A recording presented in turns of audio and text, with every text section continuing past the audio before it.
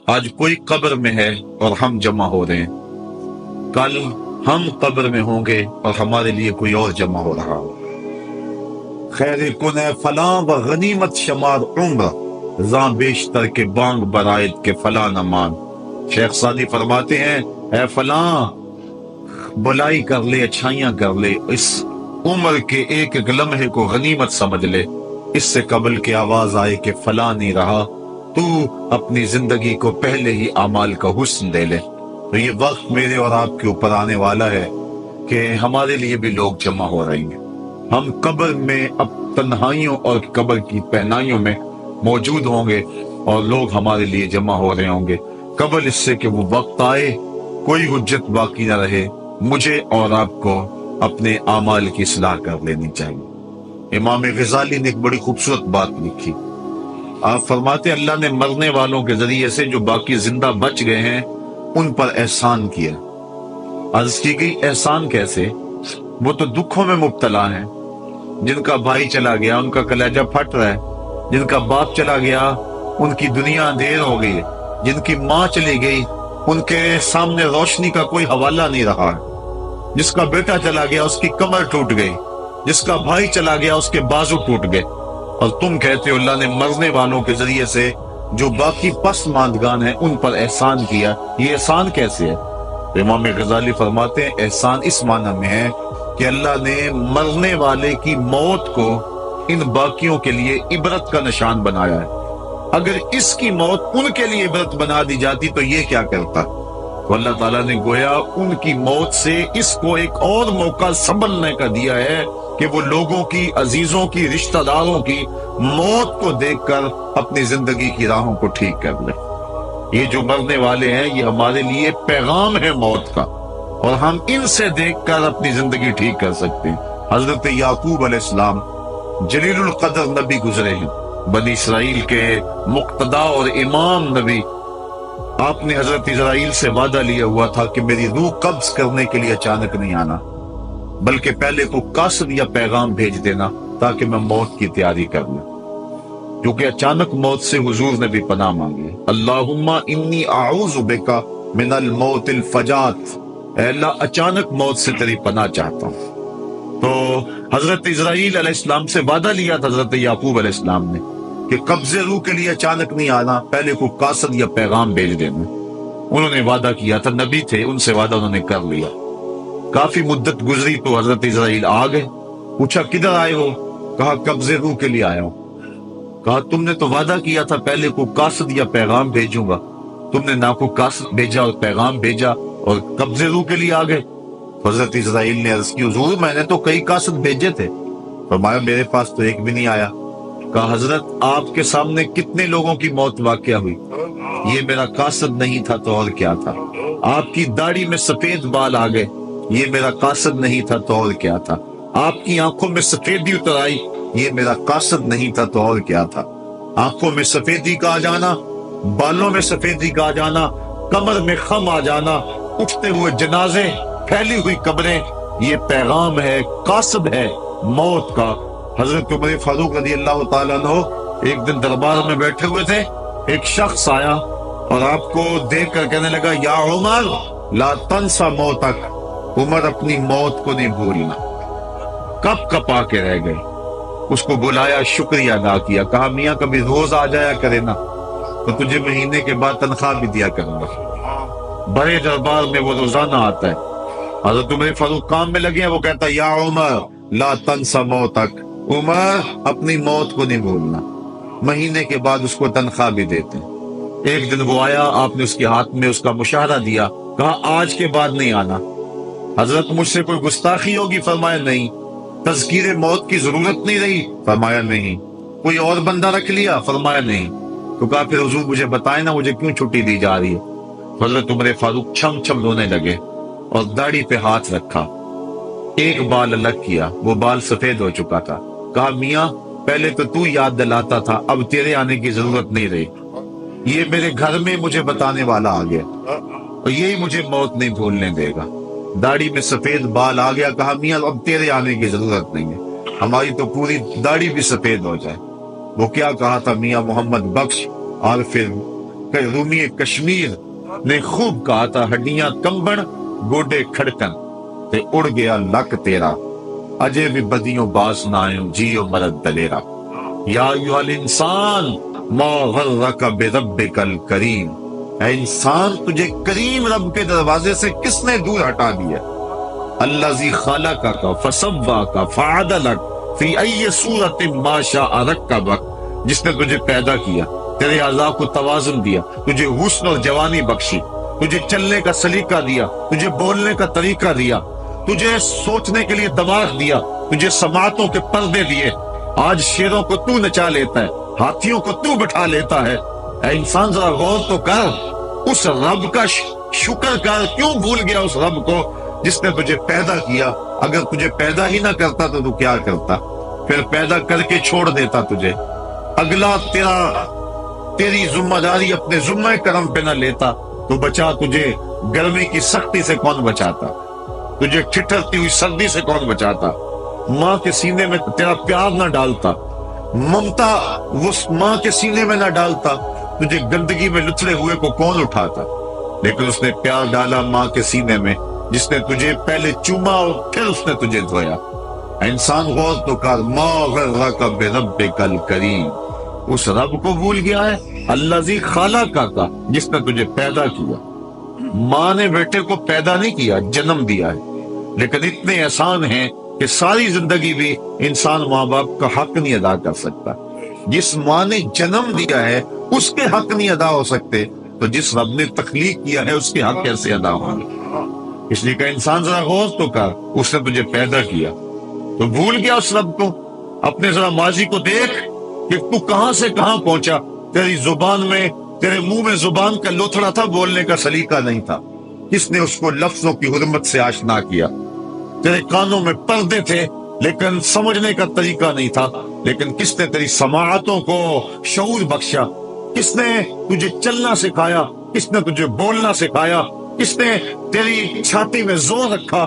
آج تو کڑیل جوان ہے، آج دولت کے انبار تیرے پاس ہیں، آج تو چودھری ہے، آج تو خان صاحب ہے، آج تو بہت بڑا عالم ہے، آج تو مفتی ہے، آج تو پیر ہے، آج تو منسٹر ہے، آج تو ناظم ہے، آج دنیا تیری بات گزار ہے، آج تیرے دماغ میں وہ قوت رکھ دی گئی کہ دنیا کو تو انگلیوں پہ نچا رہا ہے۔ ذرا پلٹ کے دیکھنا پیچھے، ذرا پیچھے لوٹ کے تو دیکھ، تو چال پائی کے سہارے بھی چلنا نہیں جانتا تھا، پھر تجھے چال پائی سے چلنا سکھایا، پھر تو نے چلنا اور چلتا تھا، 2 قدم تو گر پڑتا تھا۔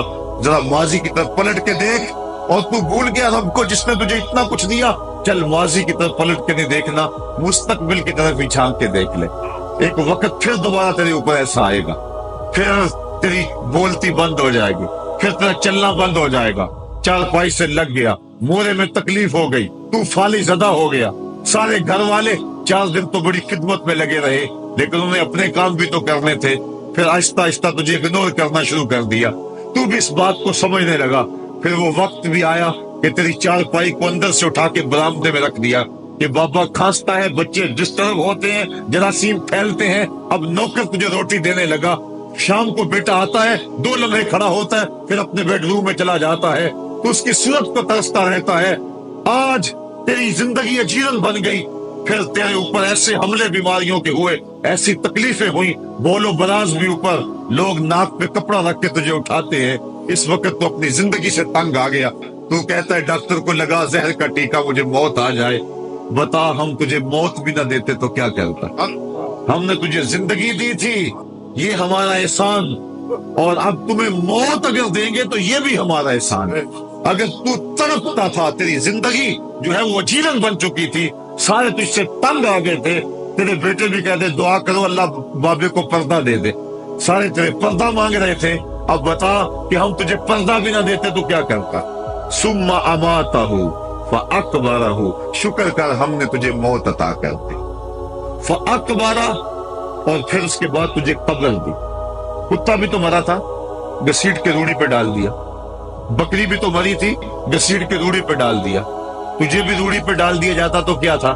لیکن کہا نا یہ میرا شاہکار ہے، پہلے سے غسل دو، بیری کے پتے بھی ڈال لینا، صفائی خوب ہو جائے، اس کو چٹے لباس کا کفن دو، اس کے سند سند پہ خوشبو ملو، اس کو سلگاؤ، خوشبوئیں سلگاؤ، اس کو خوبصورت چارپائی پہ ڈالو، اس کے اعضائے سجدہ پہ مشک ملو، اور اس کی جو ہے وہ چارپائی کے دائیں بائیں پھول رکھو، اور اب سارا زمانہ تیرا منہ دیکھنے آ رہا ہے، ذرا سوچ تیرا منہ دکھانے کے قابل ہے؟ اور پھر کہا اب اس کو اٹھاؤ قبرستان میں لے چلو، زمانہ آ گیا، تو آج دلہا بنا ہوا ہے اور زمانہ تیری برات بنی ہوئی ہے، اور کہا کہ ایک آدمی نہ اٹھائیں، اس کا پروٹوکول ہے، اس کو 4 آدمی اٹھائیں، کندھا بھی بدلتے رہیں، کہا زیادہ تیز بھی نہ چلنا، میرے شاہکار کو کہیں جھٹکا نہ لگے، اور پھر تیرا پروٹوکول امام کعبہ بھی ہو تو وہ پیچھے ہے، تیری لاش آگے، تو نے ہمارے ساتھ کیا کیا، ہم نے تیرے ساتھ کیا سلوک کیا، یا ایھا الانسان ما غرک بربک الکریم، ہم نے کہا اس کے لیے چھوٹا سا گھر بنا دو، اور اس کے اندر پردے میں اس کو رکھ کے اوپر سے مٹی ڈال دو، اوپر پھول ڈال لو، اور پھر اتنی دیر تک کھڑے رہو جتنی دیر تک اونٹ کو ذبح کرتے ہیں، اس کی کھال ادھیڑتے ہیں، اس کا گوشت بناتے ہیں، پھر اس کو تقسیم کرتے ہیں، اور پھر آؤ تو دعائیں شروع کر دو، کبھی کل کی محفل سجا دو، کبھی 10ویں کی، کبھی چہلم کی۔ اے انسان، تیرے ساتھ جو کچھ ہوا لوگوں کی نظروں کے سامنے تجھے رسوا تو نہیں کیا میں نے؟ یا ایھا الانسان ما غرک بربک الکریم، ذرا پیچھے پلٹ کے دیکھ لے، نہیں تو آگے جھانک کے دیکھ لے، تجھے کبھی تو شرم آئے گی، تو کہاں بھٹک گیا، کہاں بہ گیا۔ آ جا اس کریم رب کی طرف جو 70 ماؤں سے زیادہ پیار کرتا ہے۔ آنا تو نے ہے ہی، آج نہیں تو کل آئے گا، تو کل جو پھر کفن میں منہ چھپا چھپا کے آتا پھرے گا، آج کھلے منہ ہی آ جا۔ آج میری رحمتیں تیرا بڑھ بڑھ کے استقبال کر رہی ہے۔ ربی بن حراش ایک بزرگ ہوئے اور تابعی ہیں، تابعی وہ تھا جس نے صحابی کو دیکھا، ساری زندگی ان کے چہرے پہ مسکراہٹ نہیں آئی، وہ کہتے تھے کیا خبر میرا انجام کیا ہوگا۔ شیخ سعدی فرماتے ہیں جب تو دنیا پہ آیا تھا نا تو روتا تھا، یہ سارے ہنستے تھے۔ بچہ جب پیدا ہوتا ہے تو اور اس کا رونا اس کی زندگی کی دلیل ہے، جب تک بچہ چیختا نہیں سارے پریشان ہوتے ہیں، آواز نہیں آ رہی، پتہ نہیں زندہ ہے کہ جو ہے وہ گوشت کا لوتھڑا ہے، جب بچہ چیختا سارے خوش ہو جاتے ہیں، مبارکیں دیتے ہیں، مٹھائیاں بانٹتے ہیں، تو اس کا رونا اس کی زندگی پہ دلیل۔ شیخ سعدی فرماتے جب تو آیا تھا تو روتا تھا، یہ ہنستے تھے، ایسی زندگی گزار تو ہنستا ہوا جائے، یہ روتے رہ جائے، یہ نہ ہو کہ روتا آیا تھا روتا ہی جانا پڑے تجھے۔ ربی بن حراش ساری زندگی نہیں مسکرائے، فرماتے تھے کیا خبر میرا انجام کیا ہوگا۔ وقت بیتتا گیا، آخر میں فوت ہو گئے۔ ان کا بھائی ربی بن حراش غسال کو بلا لایا کہ میرے بھائی کو غسل دو۔ غسال جب غسل دینے کے لیے داخل ہوا تو فوراً باہر پلٹ آیا۔ ربی پوچھنے لگا کیا ہوا ہے؟ کہا یار تیرا بھائی بڑا عجیب ہے۔ کہا ہوا کیا ہے؟ کہا نحنو نغتسلہ وہو یتبسم، ہم اسے غسل دیتے ہیں وہ آگے سے مسکراتا ہے۔ کہا اس نے قسم کھائی تھی جب تک اپنا اچھا انجام نہیں دیکھوں گا نہیں مسکراؤں گا۔ اس کو امام ابو نعیم نے حلیہ میں لکھا، روض الانف کے اندر امام سہیلی نے لکھا، قاضی ایاز مالک اندلسی نے شفا میں لکھا، اور اسی کو امام جلال الدین سیوطی علیہ رحمہ نے جو ہے وہ الخصائص الکبریٰ میں لکھا۔ کہا یا تیرا بھائی بڑا عجیب ہے، ہم اسے غسل دیتے ہیں وہ آگے سے مسکراتا ہے، تو اس نے قسم کھائی تھی جب تک اچھا انجام نہیں دیکھوں گا نہیں مسکراؤں گا۔ آج اس نے اپنا اچھا انجام دیکھ لیا تبھی تو مسکرا رہا ہے۔ 12 لوگوں کے 2 گروہ بن گئے، ایک کہنے لگے کہ یار یہ ویسے گڑی ہوئی بات ہے، بھلا کوئی بندہ مرنے کے بعد بھی مسکرا سکتا ہے۔ ایک گروہ کہتا ہے یار بندہ بڑا اچھا تھا، ہو سکتا ہے کہ مرنے کے بعد مسکرایا ہو، زندگی تو اس نے دکھ سے گزاری لیکن بعد میں تو سکھ ملا ہوگا۔ اتنے میں انہیں غسل دے دیا گیا اور لوگ اکٹھے ہو کے ان کے گھر آ گئے، انہیں کفن دے کے پٹڑے پہ ڈال دیا گیا۔ ربی بن حراش نے جب لوگ باتیں کر رہے تھے، کوئی کہہ رہا تھا صحیح ہے، کوئی کہتا ہے غلط تھا، تو اس نے کفن سے ہاتھ باہر نکالا اور لوگوں کو کہا السلام علیکم۔ لوگوں نے کہا وعلیکم السلام، اتتکلم بعد الموت، عجیب بات ہے مرنے کے بعد باتیں کر رہے ہو۔ قال نعم اتکلم بعد الموت، کہا ہاں میں مرنے کے بعد ہی باتیں کر رہا۔ عرش فرشتے تے مکے پہ گیا شور، بلے شاہ سا مرنا نہیں تے گور پیا کوئی اور، فَلَنُحْيِيَنَّهُ حَيَاتًا طَيِّبَةً، ان کو حیات طیبہ بخش دی جاتی ہے جو اللہ کے نام پہ اپنی زندگی گزار دیتے ہیں۔ میرا رب کہتا ہے کہ میں ان کو مرنے نہیں دیتا، ان کو ستھری اور پاکیزہ زندگی دیتا ہوں اور اقبال کہتا ہے فطرت ہستی شہید آرزو رہتی نہ ہو، خوب تر پیکر کی اس کو جستجو رہتی نہ ہو، موت کو سمجھا ہے غافل اختتام زندگی، یہ ہے شام زندگی صبح دوام زندگی۔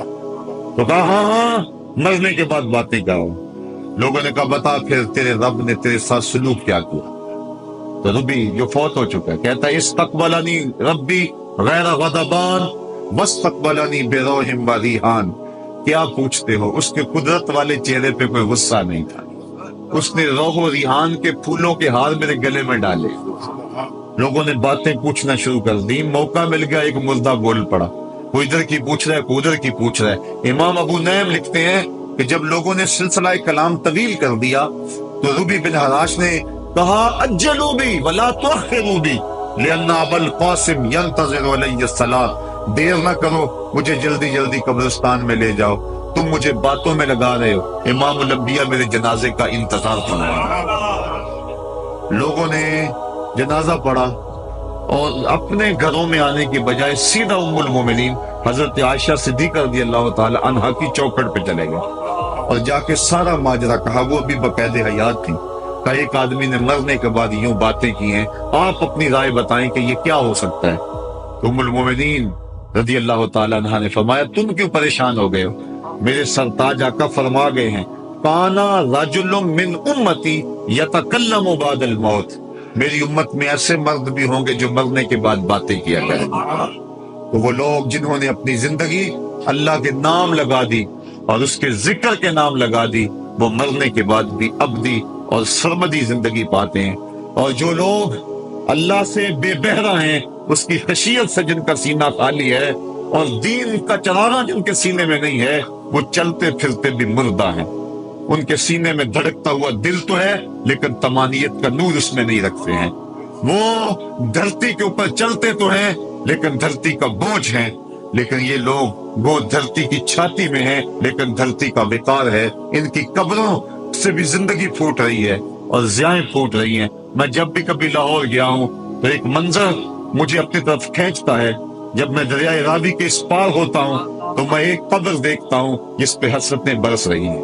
وہ بر صغیر کا مطلق العنان حکمران، جس کی کے اشارہ ابرو سے ہندوستان کی تقدیر بدلتی تھی، آج چند تاش کھیلنے والی ٹولیاں اس کی قبر پہ بیٹھی ہیں۔ اس کی محبوب بیوی جو بادشاہ کے پیچھے بیٹھتی تھی اور پردہ پیچھے لٹک رہا ہوتا، بادشاہ کا کوئی فیصلہ اسے ناگوار ہوتا، پیچھے سے وہ کمر ٹھونکتی، بادشاہ فیصلے بدل لیتا۔ جس کے اشارہ ابرو سے ہندوستان کی تقدیر کے فیصلے تبدیل ہوتے تھے، اس کی قبر بھی ساتھ ہی اندھیرے میں۔ اور اس کی بیٹی کی قبر کے اوپر زیب النساء کے مقبرے پہ لکھا ہے بر مزار ماں غریباں، نہ چراغے نہ گلے، نہ پرے پروانہ سوزت، نہ صدائے بلبلے۔ ہم غریبوں کی قبر پہ کون چراغ جلانے آئے گا، کون پھول ڈالنے آئے گا؟ نہ کوئی بلبل گیت گانے آئے گی اور نہ کوئی پروانہ پر جلانے آئے گا۔ یہ وہ جو مطلق العنان تھے، یہ ان کی قبر کی کہانی سنائی۔ اور جب میں دریائے راوی کا کنارہ پار کرتا ہوں تو ایک لوح مزار وہ بھی ہے جہاں جلی حروف پہ لکھا ہے گنج بخشے فیض عالم، مظہر نور خدا، رات سارا پیر کامل، کامراں را رہنما۔ جب زندگی ایک طرح کی نہیں ہوتی تو پھر موت بھی ایک طرح کی نہیں ہوتی۔ جب دنیا پہ رہنے والے لوگ ایک طرح سے زندگی نہیں گزارتے تو ان کی برزخ بھی ایک طرح کی نہیں ہوتی۔ تو یہ ہیں وہ لوگ جن کی قبروں پہ آج بھی چراغاں ہیں، جن کے نام کا آج بھی تنتنا ہے۔ 1000 سال گزر گئے، ان کی نسبی اولاد تو کوئی نہیں ہے، انہوں نے شادی بھی نہیں کی تھی، لیکن اس کے باوجود دن کو چلے جاؤ، کڑکتی دوپہر کو چلے جاؤ، برستی بارش میں چلے جاؤ، لمبی رات کی تنہائی میں چلے جاؤ، موسم کی کسی بھی شدت میں چلے جاؤ، حکومتوں کے بدلتے ہوئے ماحول، مارشل لاؤ کی کیفیتیں، جس دور جس حالت میں مرضی جاؤ، آپ کو وہاں میلہ نظر آئے گا، وہاں ہجوم عاشقہ نظر آئے گا۔ ارے میں گسارو سویرے سویرے، خرابات کے گرد پھیرے بپھیرے، کبھی اس طرف بھی گزر کر تو دیکھو، بڑی رونقیں ہیں فقیروں کے ڈیرے۔ وہ لوگ جنہوں نے اپنی زندگی اپنے مالک کے نام گزاری، وہی زندہ ہیں، وہ سرمدی اور ابدی زندگی پائے ہوئے ہیں۔ صاحبو، اب میرے اور آپ کے پاس سانسوں کا موقع موجود ہے، ورنہ یہ سانسیں تیزی کے ساتھ پگھل رہی ہیں۔ میں کل امام راضی کو پڑھ رہا تھا، وہ کہتے ہیں ایک بزرگ فرماتے مجھے سمجھ نہیں آ رہی تھی ان الانسان لفی خسر کی، کہ بے شک انسان گھاٹے میں ہے، تو میں سوچتا تھا کیسے گھاٹے میں ہے، تو کہا کہ مجھے سمجھ اس طرح آئی کہ میں بازار گیا، میں نے ایک شخص کو دیکھا جو پھٹے پہ برف رکھ کے بیچ رہا تھا، اور آواز کیا لگا رہا تھا، ارحمو ارحمو من یذوب راس مالہ، اور رحم کرو اس بندے پہ، اگر تم نے تھوڑی بھی دیر لگا دی اور میرے سے سودا نہ خریدا تو میرا جو راس المال ہے میرا وہ بھی لٹ جائے گا، کیونکہ برف تو میری پگھلی جا رہی ہے، اور اگر تم نے خرید لی میری برف تو میرے پیسے کھڑے ہو جائیں گے، اور اگر تم نے میری برف خریدنے میں دیر کر دی تو جو میں نے پیسے لگائے ہیں میرے وہ بھی پورے نہیں ہوں گے۔ تو وہ کہہ رہا تھا ارحمو من یذوب راس مالہ، وہ کہتے مجھے ان الانسان لفی خسر کی سمجھ نہیں آ رہی تھی، اس کے اس جملے کو سن کے سمجھ آ گئی کہ انسان جلدی جلدی اپنی سانسوں کو گوا رہا ہے، اسے چاہیے کہ جلدی جلدی ان سانسوں سے کام لے لے، ورنہ یہ سانسوں کی برف پگھل جائے گی اور اس کی یہ پونجی بھی برباد ہو جائے گی۔ تو صاحبو، میں اور آپ لمحہ لمحہ موت کے قریب ہو رہے ہیں، لمحہ لمحہ موت کے قریب ہو رہے ہیں۔ آج میں دوپہر کو بیٹھا تھا تو وہ ایک شخص آ کے میاں صاحب کا شعر پڑھنے لگا، دیگر تے دن گیا محمد اوڑک نو ڈب جانا، تو میری نظر چلے گی، میں نے کہا ابھی تو 10 بجے ہوں گے، تو میں نے کہا صبح کے 10 بھی بج گئے ہیں اور پھر 12 بھی بج جانے، پھر ظہر بھی ہوگی، پھر دیگر بھی ہوگی، اور اس کے بعد پھر شام بھی ہو جانی ہے۔ اب ہم دیگر تک تو پہنچ گئے ہیں، اب شام کے دھندلکے بھی قریب ہو گئے ہیں، تو یہ دن ڈوب جانا ہے تھوڑی دیر کے بعد۔ یہی مثال ہماری زندگی کی ہے، کوئی دوپہر تک آ گیا ہے، کوئی چاش تک آ گیا ہے، کوئی ظہر تک آ گیا ہے، کوئی عصر تک آ گیا ہے، اور کسی کی زندگی کا سورج بالکل غروب ہونے کے قریب آ گیا۔ صاحبو، پتہ کوئی نہیں کہ ہمارا اگلا قدم کہاں ہے، اس سے قبل کہ کوئی حجت باقی نہ رہے مجھے آپ کو اپنی زندگی پہ نظر ثانی کرنا ہوگی، اپنے گناہوں کا اور اپنی نیکیوں کا حساب لگانا ہوگا۔ ایک ترازو تو کل محشر کے میدان میں لگے گا، ایک ترازو ضمیر کی عدالت میں آج ہی لگانا ہوگا۔ ہمیں دیکھنا ہوگا ہمارے پلے کتنے عمل ہیں اچھے، اور جو اچھے عمل ہیں ان میں خلوص والے کتنے ہیں، لوگوں کے دکھاوے والے کتنے تھے، رب کے لیے کتنے عمل کیے اور لوگوں کے لیے کتنے کیے۔ تو پھر ترازو لگا کے ہم نے اپنے اعمال نامے کو آج ہی تولنا ہے اور وزن کرنا ہے، اور اپنی زندگی کو نیکی کا حسن دینا ہے۔ وقت کٹ رہا ہے، زندگی لمحہ لمحہ موت کے قریب ہو رہی ہے، قبل اس سے کہ کوئی حجت باقی نہ رہے ہم ہاتھ ملتے رہ جائیں، پچھتاتے رہ جائیں تو کیا فائدہ ہوگا۔ بلکہ میں نے تو پڑھا کتابوں میں، علماء لکھتے ہیں قیامت کے دن تو نیکوکار بھی پچھتائیں گے، بدکاروں نے تو پچھتانا ہی پچھتانا ہے، نیکوکار بھی پچھتائیں گے۔ بدکار تو اس لیے پچھتائیں گے انہوں نے اتنے گناہ کیوں کیے، تو نیکوکار کیوں پچھتائیں گے؟ جب وہ اپنے اچھے اعمال کی جزا دیکھیں گے تو وہ پچھتائیں گے، ہائے جو چند لمحے ضائع ہو گئے وہ بھی کیوں ضائع ہو گئے، وہ بھی میں نے کیوں برباد کر دی، وہ بھی اس راستے پہ ڈالے ہوئے ہوتے۔ تو آج مجھے آپ کو موقع ہے، دیکھیں قبریں، کتنی قبریں جو ہیں وہ ہمارے کتنے ملنے والے، ذرا نظر دوڑائیں نا، آج ہم کتنوں کو کندھوں پہ اٹھا کے قبرستان چھوڑ آئے ہیں۔ حضرت غوث اعظم رضی اللہ تعالیٰ عنہ فرماتے ہیں جا کے قبرستانوں میں دیکھو کتنے کتنے حسینوں کی مٹی خراب ہو رہی، جو اپنے بدن پہ ایک چٹکی مٹی نہیں پڑنے دیتے تھے، آج ان کا کفن بھی تار تار ہو گیا ہے۔ جو اپنے کلف لگے کاٹن کو سلوٹ نہیں آنے دیتے تھے، آج ان کے کفن بھی ٹوٹ گئے ہیں اور ہڈیوں کے جوڑ جوڑ الگ ہو گئے۔ تو وقت ہمارے اوپر آنے والا ہے، کسی نے آج تک موت کا انکار نہیں کیا۔ میں نے لوگوں کو خدا کا انکار کرتے دیکھا، آپ نے بھی دیکھا، لیکن کوئی موت کا آج تک انکار کرتا نہیں دیکھا گیا۔ موت اپنا آپ منوا لیتی ہے، میں اور آپ موت کے بتدریج قریب ہو رہے ہیں، ہمارا اٹھنے والا ہر قدم ہمیں موت کے قریب کر رہا ہے۔